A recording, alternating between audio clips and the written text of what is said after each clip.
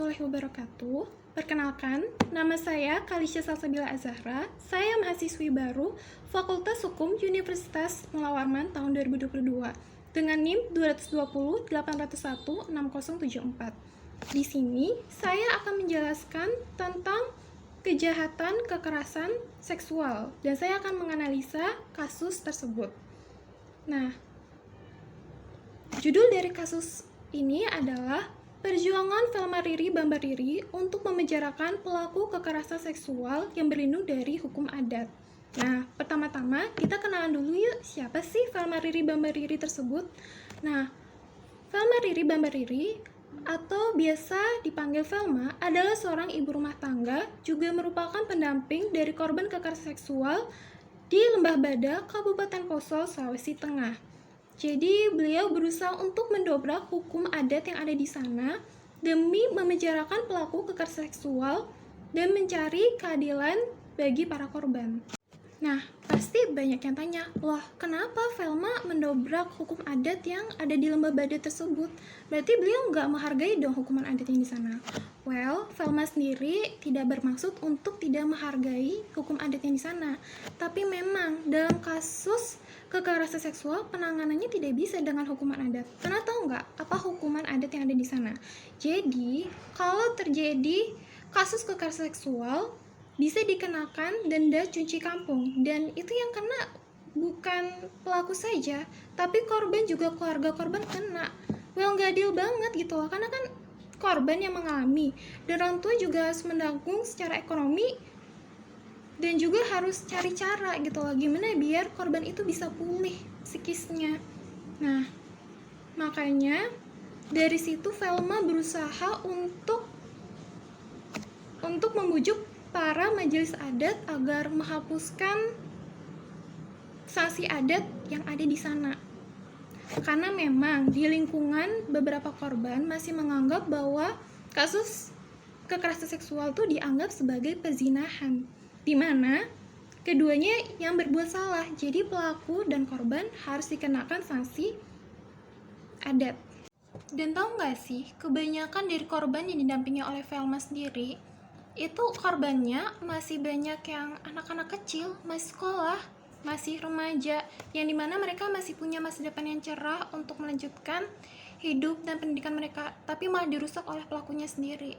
Nah, tadi kan saya ada menjelaskan bahwa sanksi hukum adat itu juga kena kan kepada korban, juga keluarga korban, tapi apa nggak kena gitu pada pelakunya?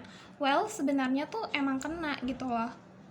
Tapi ya kalau menurut saya ya, hukumannya tuh nggak sepadan, karena hukuman yang diberikan adalah pelaku harus memberikan 3 ekor kerbau, selebihnya sejumlah uang kepada korban. Namun sayangnya dari kasus-kasus yang sudah terjadi, malah pelaku masih mengulangi perbuatan yang sama juga terhadap korban yang sama juga.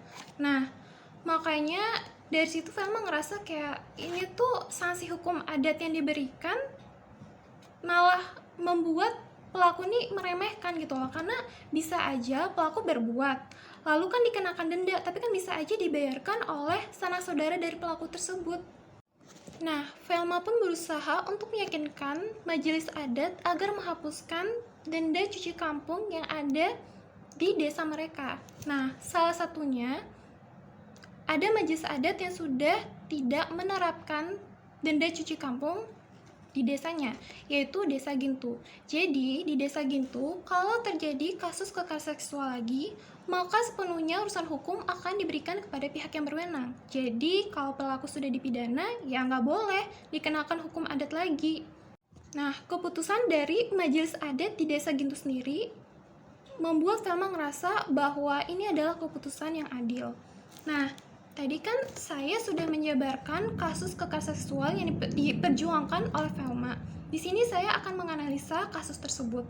Apakah memang harus dihukum adat menurut masyarakat di sana atau seharusnya tidak?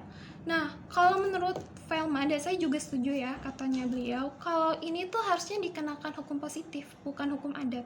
Nah, hukum positif sendiri ini apa sih? Jadi hukum positif adalah norma yang berlaku sebenarnya. Hubungan yang pantas antara fakta hukum dan akibat hukum yang merupakan abstraksi dari keputusan-keputusan. Jadi kalau misalnya ada masalah ya harusnya dihukumnya seperti ini gitu loh. Lagi pula Indonesia ini kan adalah negara hukum ya. Pasti sudah punya hukum yang mengatur mengenai pelecehan seksual. Apalagi kan kemarin baru-baru juga disahkan ya RUU TPKS. Lebih baik diterapkan dengan hukum itu.